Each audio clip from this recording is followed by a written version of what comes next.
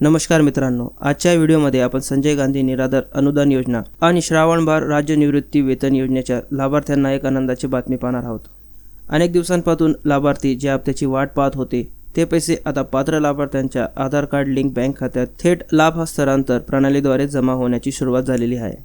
तर या योजनेद्वारे विधवा महिला आणि निराधार व्यक्ती यांना दरमहा 1500 रुपये मिळतात। दिव्यांग व्यक्ती ज्यांच्याकडे वैध UDID कार्ड किंवा अपंगत्व प्रमाणपत्र आहे त्यांना दरमहा 25 रुपये दिले जातात। तुमच्या आधार कार्ड लिंक असलेल्या मोबाईल नंबरवर बँकेकडून मेसेज येतो। शक्य असल्यास जवळच्या बँकेत जाऊन किंवा पासबुक एंट्री करून खात्री करून घ्या। ऑनलाईन तपासणीसाठी आपण महा-DBT पोर्टलवर किंवा सरकारी अधिकृत वेबसाईटचा वापर करू शकता।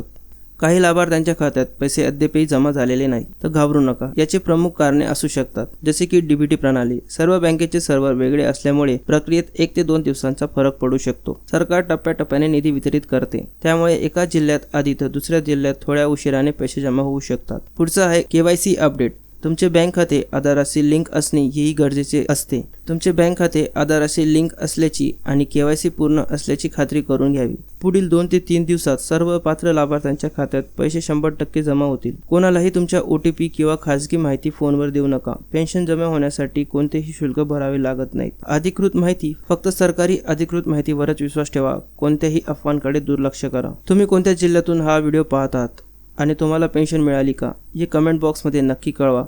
जर काही तांत्रिक अडचणी असतील तर जवळच्या सेतू सुविधा केंद्रात किंवा तहसील कार्यालयात संपर्क तुम्ही साधू शकता। माहिती आवडल्यास व्हिडिओ लाईक करा आणि गरजू लाभार्थ्यांपर्यंत ही माहिती नक्की शेअर करा। अशा सरकारी योजनांच्या अपडेटसाठी चॅनलला सबस्क्राईब करायला विसरू नका आणि बेल आयकॉन पण दाबून ठेवा। अशी माहिती तुम्हाला तुरंत भेटत राहील। चला तर मंडळी, भेटूया अशाच माहितीपूर्ण व्हिडिओ सोबत। तोपर्यंत धन्यवाद।